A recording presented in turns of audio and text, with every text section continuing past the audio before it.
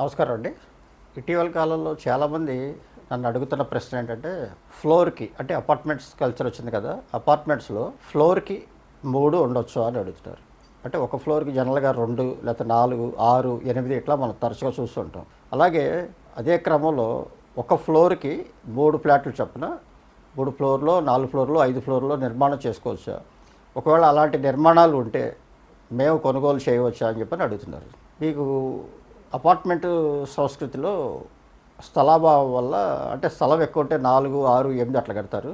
స్థలం లేనప్పుడు అనుకూలంగా 2 బెడ్‌రూమ్ అయినా, 3 బెడ్‌రూమ్ అయినా ఒక 3 ఫ్లాట్లు వచ్చే అవకాశం ఉందనుకోండి ఆ స్థలం కొలతలు బట్టి. 3 ఫ్లాట్లు వస్తే 3 ఫ్లాట్లు నిరభ్యంతరంగా నిర్మాణం చేయొచ్చు.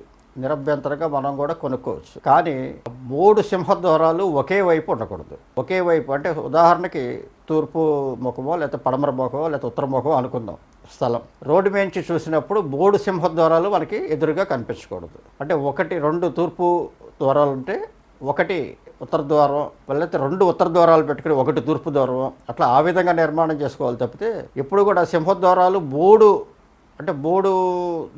ఇళ్ళు ఉండొచ్చా అనే అనుమానం అక్కడి నుంచే స్టార్ట్ అయిందనమాట. 3 ద్వారాలు మన రోడ్డు మీద చూసినప్పుడు 3 సింహద్వారాలు మనకు కనిపించకూడదు. 3 సింహద్వారాలు అంటే 3 ఇళ్ళు ఉన్నట్టు అనమాట. 3 ఇళ్ళే కాకుండా ఒకే ఇంటికి 3 ద్వారాలు కూడా మనకు బయట నుంచి కూడా కనిపించకూడదు.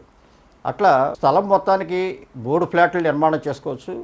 అది కూడా 2 ఒక దిక్కు, 1 ఒక దిక్కుగా కట్టుకుంటేనే శ్రేయస్కరం తప్పితే 3 ఒకే దిక్కులో ఉంటే మాత్రం ఇబ్బంది అనమాట. ఆ విధంగా అయితే ఇంకా కొన్ని సందర్భాల్లో అంటే ఫ్రంట్లో రోడ్ సైడు ఒక ఫ్లాటు, వెనక వైపు 2 ఫ్లాట్లు కూడా వస్తుంటాయి అట్లాగే. దానికి ఇబ్బంది లేదు. అంటే 3 ఉదాహరణకు తూర్పు అనుకుందాం. తూర్పు సింహద్వారాలు 3 ఉన్నప్పటికీ కూడా రోడ్డు మించి మనం చూసినప్పుడు ఒకే వరుసలో 3 సింహద్వారాలు మనకి కనిపించకూడదు. అలా కాకుండా రోడ్డు మీద 2 వెనక వైపు 1 వచ్చిందనుకోండి, అది మంచిదే.